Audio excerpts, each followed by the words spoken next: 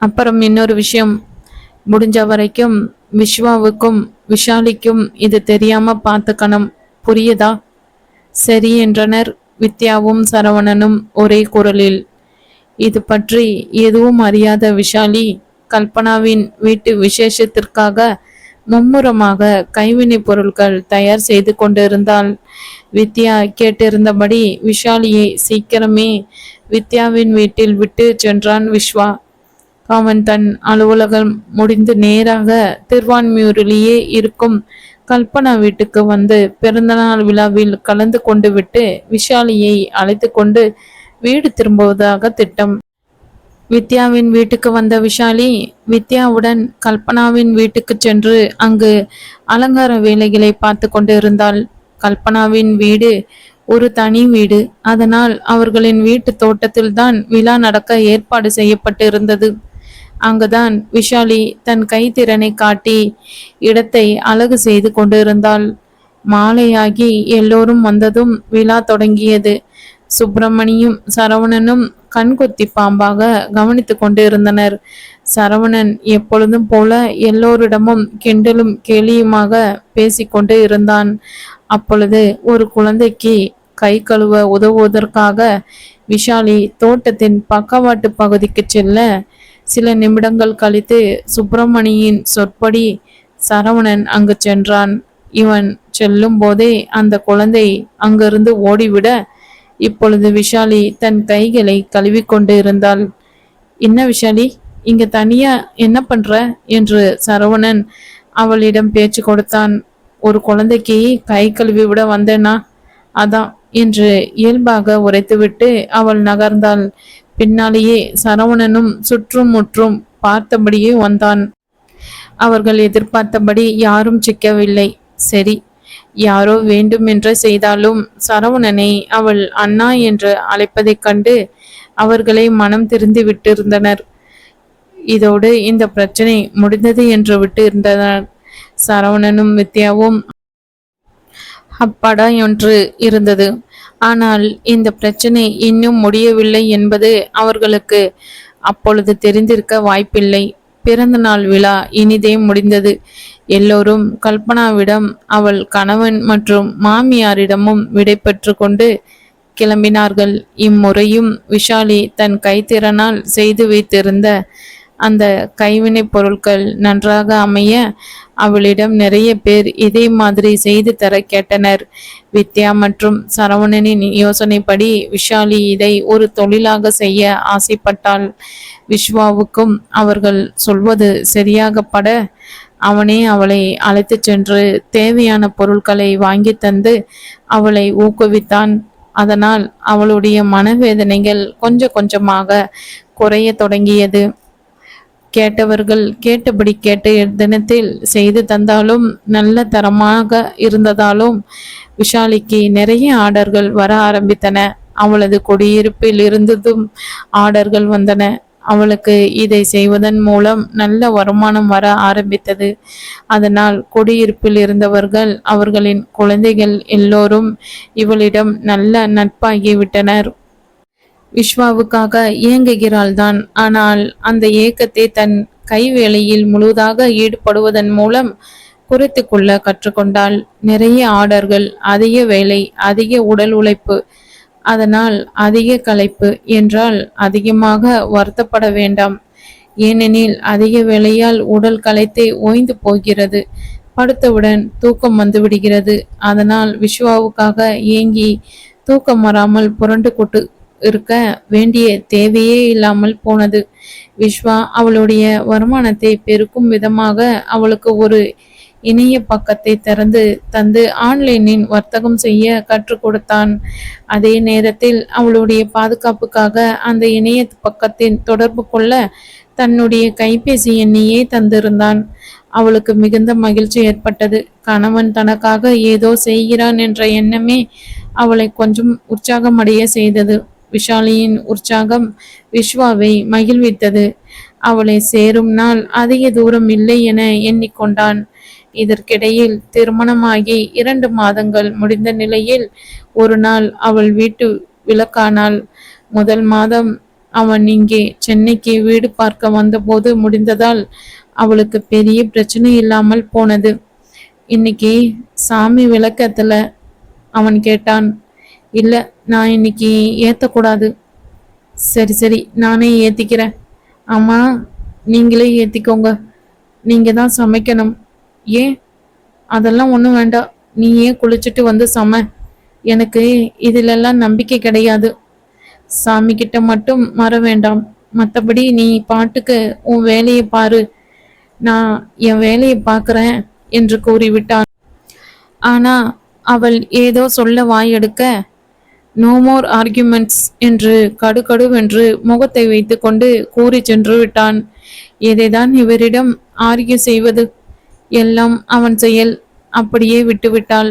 அவளால் அவன் சொல்வதை கேட்பதை தவிர வேறு என்ன செய்ய முடியும்? அப்படியே சொன்னாலும் அவன் என்ன கேட்கவா போகிறான்? அவன் சொல்வது போலவே நடக்க பழகி கொண்டாள். வீட்டு விளக்கான நாட்களில் மட்டும் இரவில் அவள் தரையில் பாய் விரித்து படுத்தாள். திருமணமாகி 4 மாதங்கள் முடிந்த நிலையில் ஒரு நாள் விஷாலி விஸ்வாவிடம் கேட்டாள். நாளைக்கு எங்க அப்பாவுக்கு பிறந்த நாள். அப்பா அம்மா பிறந்த நாளுக்கு எல்லா வருஷமும் நான் ஏதாவது ஆசிரமத்துக்கு டொனேட் பண்ணுவேன். கிண்டில இருக்கிற ஆசிரமத்தை வக்கீல் அங்கிள் ரெஃபர் பண்ணினார். நாளைக்கு என்னை அங்க கூட்டிட்டு போறேலா? அவளுடைய தயால குணம் கண்டு அவன் மனதுக்குள் மெச்சிக்கொண்டான். கண்டிப்பா கூட்டிட்டு போறேன். மறுநாள் வக்கீல் சொன்ன இடத்துக்கு சென்றார்கள். விஸ்வா அவளை இப்பொழுது தன் பைக்கில் ஏற்றவில்லை, கால் டாக்ஸியில் சென்றார்கள். அங்கே வக்கீல் நாராயணசாமி இருந்தார். விஷாலியையும் விஸ்வாவையும் பார்த்து சிநேகமாக புன்னகை செய்து வரவேற்றார். பணத்தை கொடுத்ததும் மிகவும் சந்தோஷப்பட்டார். வெங்கட்ராமனோட பொண்ணுன்னு நிரூபிக்கிற, இன்னும் நீ மாறவே இல்லம்மா. புன்னகை மாறாமல் பாராட்டை ஏற்றாள். அப்பொழுது குழந்தைகளின் குரல்கள் கேட்டது. விஷாலியும் எழுந்து குழந்தைகளுடன் விளையாடச் சென்றனர். வக்கீலும் விஸ்வா ஆஸ்மத்திர தலைவருடன் பேசிக்கொண்டிருந்தான். அப்பொழுது 2 குழந்தைகள் ஓடி வந்து தலைவரிடம் ஒருவரை பற்றி மற்றவர் குறை கூற, இப்படியெல்லாம் சண்டைவே போடக்கூடாது. அவன் உன்னை விட சின்னவன். அவனுக்கு நீதானே சொல்லித்தரணும். ஆனா அவன் தப்பு பண்ணிக்கிட்டே இருக்கானா? நீ ஏன் தப்பு பண்ற? நான் தப்பு பண்ணல, ஆனாலும் சாரி சொல்லிட்டேன். அப்பவும் இவன் என்ன ஒத்துக்கவே மாட்றான். அது தப்பில்ல, அவன் தப்பே பண்ணல, ஆனாலும் சாரி சொல்லிட்டான். அப்புறம் என்ன வந்துச்சு உனக்கு? போ, அவனோட போய் அன்பா விளையாடு. அவன்கிட்ட இனிமே சண்டையே போடக்கூடாது. Sorry sir. இருவரும் கை கோத்து கொண்டு போனார்கள். இந்த சின்ன பசங்க மாதிரி தான் சில பேர். ஒருத்தர் தப்பு பண்ணிட்டாங்களோன்னு நினைச்சு அவங்க மேல கோவப்பட்டுடுவாங்க, சண்டை போட்டுடுவாங்க. ஆனா அப்புறம் அவங்க தப்பு பண்ணலன்னு கண்டுபிடிச்சிடுவாங்க. கண்டுபிடிச்சதுக்கு அப்புறம் ஒழுங்கா போய் மன்னிப்பு கேட்கணும். ஆனா கேட்க மாட்டாங்க. ஈகோ இடிக்குமே. ஆனா இப்படி யோசிக்காம மன்னிப்பு கேட்டுட்டா அவ்வளவுதான், எல்லா பிரச்சனையும் ஈஸியா சால்வ் ஆயிடும் என்றார் ஆசிரம தலைவர். அவனுக்கு ஏதோ புரிவது போல இருந்தது. விஷாலியும் வக்கீலும் வந்தனர். சார், அப்ப நாங்க கிளம்புறோம் சார். Sir, thank you. ஆசிரம தலைவரிடம் வக்கீலிடமும் கை குலுக்கி விடை பெற்றனர். விஸ்வாவின் மனக்குழப்பங்கள் தீர்ந்தது போல உணர்ந்தான். விஷாலியை கால் டாக்ஸியில் வீட்டுக்கு அனுப்பிவிட்டு தன்னுடைய ஆபீஸுக்கு சென்று விட்டான். மாலை வீடு வரும்போது விஷாலி தன் கை வேலையில் ஆழ்ந்திருந்தாள். விளக்கேத்தல? ஏத்தக்கூடாதுப்பா. ஓ, சரி சரி. அன்று இரவு விஸ்வாவுக்கும் தூக்கம் வரவில்லை. அவளிடம் ஏதோ பேச வேண்டும், கேட்க வேண்டும் என நினைத்து கொண்டு அவள் புறம் திரும்பும் போது விஷாலியின் விசும்பல் சத்தம் கேட்டது. விஷாலி விசும்பி கொண்டிருந்தாள். வயிற்று வலியால் துடித்தபடி இருந்தாள். உதிரப்போக்கும் அதிகம் இருந்தது போல. வெளியே சொல்ல முடியாமல் அடி வயிற்றை பிடித்து கொண்டு நெளிந்தபடி தவியாய் தவித்தாள். பார்த்தவன் பதறிப்போனான். லைட்டை ஆன் செய்தான். அவள் அவசரமாக எழுந்தாள். தன் சுடிதாரையும் போர்வையையும் துப்பட்டாவினால் மறைத்தபடி மாற்றுவதற்காக வேறு ஒரு சுடிதாரை அவசரமாக எடுத்தாள். அவனுக்கு அவள் பிரச்சனை புரிந்தது. ஷாலினி, சுடி வேணா, நைட்டி மாத்திட்டு வா. இல்ல வேணாம், உங்களுக்கு நைட்டி போட்டா பிடிக்காது. மெல்லிய குரலில் கூறி உதடு கடித்து கண்ணீரை அடக்க பார்த்தாள். அவள்தான் இன்னும் அவன் முன்னே நைட்டி அணிவதில்லையே. இங்க பாருமா, நான் திட்டமாட்டேன், போ. சேஞ்ச் பண்ணிட்டு வா. பரவாயில்ல, இந்த நேரத்தில் உனக்கு என்ன கஷ்டம்னு எனக்கு தெரியும். எனக்கும் ஒரு தங்க இருக்கான். உன் கஷ்டம் எனக்கு புரியுறது. போடா, அன்போடு கூறி உள்ளே இருந்து நைட்டியை அவனே எடுத்து தந்தான். தன் கைபேசியில் யாரையோ அழைத்தான். அவர்கள் என்ன பதில் சொன்னார்களோ. நீ என் ட்ரெஸ் மாத்திக்கோ, இப்போ வர என்று அவளிடம் கூறிவிட்டு தன் பைக் சாவியை எடுத்துக்கொண்டு வீட்டை வெளிப்பக்கமாக பூட்டிக்கொண்டு வெளியே போனான். அவள் சென்று நைட்டி மாற்றி கொண்டு வந்தாள். அவன் சரியாக 15 நிமிடத்தில் திரும்பி வந்தான். சூடாக பாலை காய்ச்சி எடுத்து வந்தான். இந்த மாத்திரையை போடு என்று கூறி பாலையும் மாத்திரையையும் தந்தான். அவள் ஒன்றும் சொல்லாமல் பாலை குடித்தாள். மாத்திரையும் விழுங்கினாள். தயங்கியவளை தன் அருகில் படுக்க வைத்து கொண்டாள். அவளை தூங்குமாறு கூறினான். மெதுவாய் கண்களை மூடிக்கொண்டாள். அவன் அவள் கையை பிடித்து கொண்டான். 1/2 மணி நேரம் கூட ஆகியிருக்காது. திரும்பவும் எழுந்து வேறு நைட்டியை எடுத்துக்கொண்டு பாத்ரூமுக்கு போனாள். அவன் எழுந்து அமர்ந்தான். விசும்பியபடி நைட்டியை மாற்றி கொண்டு வந்தாள். அவனால் அவள் உணர்வுகளையும் வலியையும் புரிந்து கொள்ள முடிந்தது. தரையில் தன்னுடைய துப்பட்டாவை விரித்து அவள் படுக்க அவன் அவள் அருகில் சம்மணமிட்டு அமர்ந்து கொண்டு அவள் தலையை தன் மடியில் ஏந்தி கொண்டான். அவள் தலையை மென்மையாய் கோதி அவள் நெற்றியில் முத்தமிட்டான். அவளை தட்டி தூங்க வைத்தான். அவன் தொடுகை அவளுக்கு கணவனின் தொடுகையாக இருக்கவில்லை, தன் தாயின் தொடுகையாக உணர்ந்தாள். அவன் வாங்கி கொடுத்த மாத்திரையினால் பெரிதாக எந்த மாற்றமும் ஏற்படாமல் உடலின் உபாதைகள் அப்படியே இருந்தாலும் அவனுடைய அன்பான செயலினால் அவளுடைய மனம் பெரிதும் அமைதி அடைந்ததால் கண்ணை மூடி தூங்க ஆரம்பித்தாள். அவள் தலையை கோதியபடியே அவளுக்கு ஆதரவாக அமர்ந்தே இருந்தான். தூங்கவே இல்லை. பெண்களுக்கு இவ்வளவு பிரச்சனையா? அதானே. அம்மா வித்யாவை இந்த மாதிரி நேரத்துல வேலையே வாங்க மாட்டா. இப்பதானே புரியுது. அவனுக்கு அன்றைய நினைவு வந்தது. வித்யா, ஏண்டி பரன் மேல ஏறுன? அண்ணாதாம்மா ஏற சொன்னான். டேய், அவளை ஏன்டா வேலை வாங்குற? அவ ஆத்துல இல்லடா. மா, ரொம்ப அழட்டிக்காத. ஆத்துல இல்லைன்னா பரன்ல ஏறக்கூடாதா? இதெல்லாம் டூ மச்மா. இங்க பாருடா, இனிமே குழந்தைய வேலை வாங்கினேன்னு வெய், நான் சும்மா இருக்க மாட்டேன்டா. ஆமா, சொல்லிட்டேன். என்னம்மா அநியாயமா இருக்கு? பொம்பளைங்க எல்லாத்துலேயும் சம உரிமை கேட்குறீங்கல்ல, அப்புறம் ஆத்துல இல்லை குளத்துல இல்லைன்னு சொல்றீங்க. டேய், நினைச்சத பேசுறதுக்கு சம உரிமை கொடுங்க. தேவையான ரெஸ்ட் எடுக்கிறதுக்கு சம உரிமை கொடுங்க. ஞாயிற்றுக்கிழமை தூங்குறதுக்கு சம உரிமை கொடுங்க. ஆசைப்பட்டதை படிக்கிறதுக்கு சம உரிமை கொடுங்க.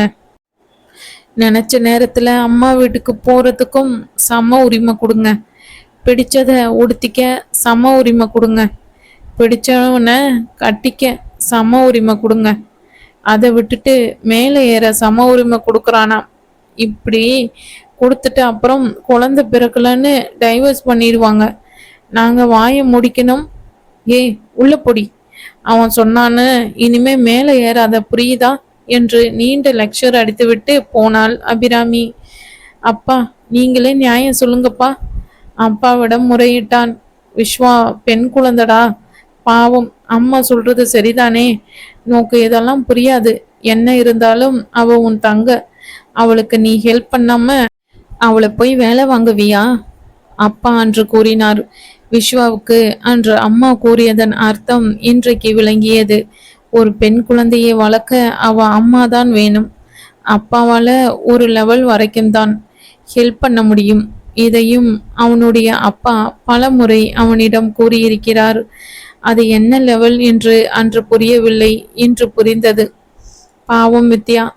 அப்போதெல்லாம் சினிங்கியபடியே உள்ளே சென்று விடுவாள். அவளுக்கு ரொம்ப செல்லம் கொடுக்குறீங்க என்று கோபித்து கொண்டு விஸ்வா வெளியே சென்று விடுவான். அவனுக்கு விஷாலினியின் கஷ்டம் புரிந்தது.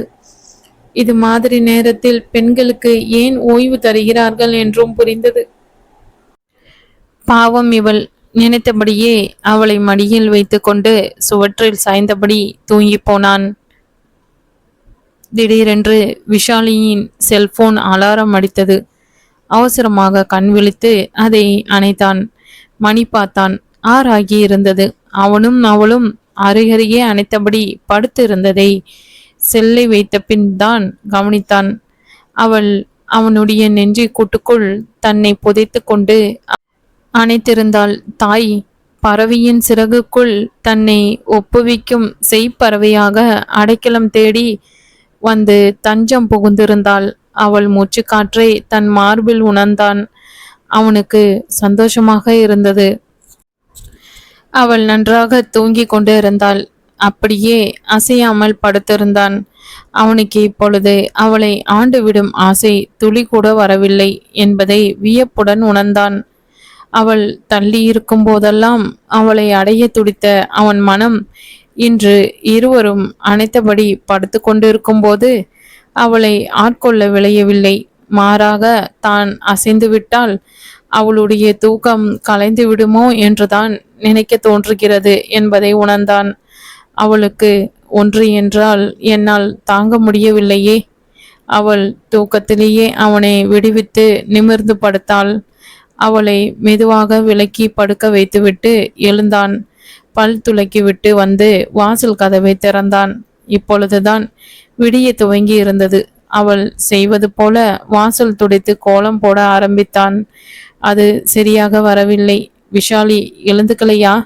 பக்கத்து வீட்டு பெண் தன் வீட்டு வாசலில் கோலமிட்டபடியே கேட்டாள். அவளுக்கு உடம்பு சரியில்லை. உங்களுக்கு அப்செஷன் இல்லைனா இங்கேயும் கோலம் போட முடியுமா? ப்ளீஸ். அதனால் என்ன, போடுறேங்க என்று கூறி இவன் வீட்டு வாசலிலும் கோலம் போட்டாள். விஷாலிக்கு மசக்கையா? போகும்போது கேட்டாள். மசக்கனா? குழம்பினான். பிரெக்னண்டா இருக்காளா? நம்மட்டு சிரிப்புடன் கேட்டாள். இல்லை இல்லை, ஜஸ்ட் வயிற்று வலிதான். தேங்க்ஸ் என்று அவசரமாக கூறிவிட்டு பால் பாக்கெட்டை எடுத்துக்கொண்டு உள்ளே வந்து கதவை சாத்தினான். ஓ, இப்படி நினைச்சுப்பாங்களா? கடவுளே கடவுளே. கூட பாலை காய்ச்சி காப்பியை போட்டான். மெதுவாய் அதை குடித்து விட்டு வந்து ஃப்ரிட்ஜை திறந்து பார்த்தான். தோசை மாவு இருந்தது. கொஞ்சம் சட்னியும் மிச்சம் இருந்தது. சரி, காலை டிஃபனுக்கு இது இருக்கும். சர்வீஸ் ஏரியாவுக்கு சென்று அவள் துவைக்க போட்ட துணிகளை கரை நீக்கி வாஷிங் மிஷினில் போட்டான். அது சுற்ற ஆரம்பித்தது. இனி லஞ்சுக்கு என்ன பண்ணலாம்? கொஞ்சம் வெங்காயம் இருந்தது. உருளைக்கிழங்கு இருந்தது. எதையாவது செய்வோம் என்று குக்கரில் சாதத்தையும் உருளைக்கிழங்கையும் வைத்தான். குக்கர் விசில் வந்ததும் அதை அணைத்து விட்டு வந்தான். வாஷிங் மெஷின் முடிந்தது. அவற்றை எடுத்து உதறி காய போட்டான். அவன் குக்கர் சத்தமும் மிஷின் சத்தமும் கேட்டு கண் விழித்தாள் விஷாலி. மெதுவாக எழுந்து வந்தாள். Hi, good morning. வெங்காயம் நறுக்கியபடியே சொன்னான். Good morning. என்ன பண்ணிட்டு இருக்கேள்? ஏன் பார்த்தா தெரியல? வெங்காயம் நறுக்கிண்டு இருக்கேன். சரி, போய் ஃப்ரெஷ் அப் பண்ணிட்டு குளிச்சுட்டு வா. காஃபி டிஃபன் தரேன். வெங்காயம் நறுக்குவதால் வரும் கண்ணீரை துடைத்தபடியே கூறினான். அவளுக்கு ஆச்சரியமாய் இருந்தது. தன் வேலையை முடித்து பல் துலக்கி குளித்து விட்டு வர அவளுக்கு அரை மணி நேரம் ஆனது. அவள் வந்ததும் காப்பியை நீட்டினான். என்னங்க, நீங்க போய் பண்ணிண்டு நான் இருக்கேன்ல. என்னை எழுப்புறது தானேப்பா?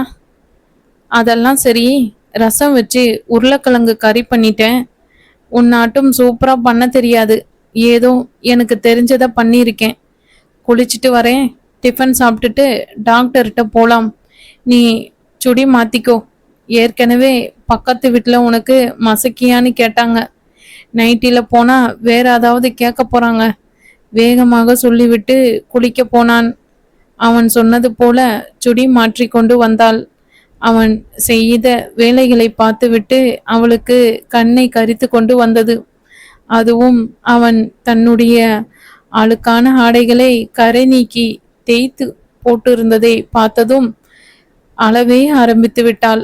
குளித்து விட்டு வந்தவன் இவள் அழுவதை பார்த்து பதறினான். இரு இரு, இப்போ போயிடலாம். ரொம்ப வலிக்குதா? கொஞ்சம் பொறுத்துக்கோ என்று கூறி அவசர அவசரமாக தோசையை வாத்து அவளிடம் தந்தான். தானும் சாப்பிட்டான். கிளம்பி வந்து வீட்டை பூட்டி கொண்டு அவளை தன் பைக்கில் பின்னால் ஏற்றி கொண்டு அதை உதைத்து கிளம்பினான். டாக்டரிடம் நல்ல கூட்டம். அதுவும் பெண்கள் பலர் வயிற்றை தள்ளி கொண்டு வந்திருந்தனர். ஒவ்வொருவரின் வயிறும் வேறு வேறு மாதத்தை காட்டியது. சிலர் கண்ணாடி வளையல்களை கை நிறைய அடுக்கி இருந்தனர். விஷாலிக்கு கண்ணை கரித்து கொண்டு வந்தது. இந்த மாதிரி ஒரு அனுபவம் என் வாழ்க்கையில கிடையவே கிடையாதா? நான் எதுக்கும் இன்னும் இந்த உடம்புல உசுர வச்சுக்கிட்டு இருக்கணும்?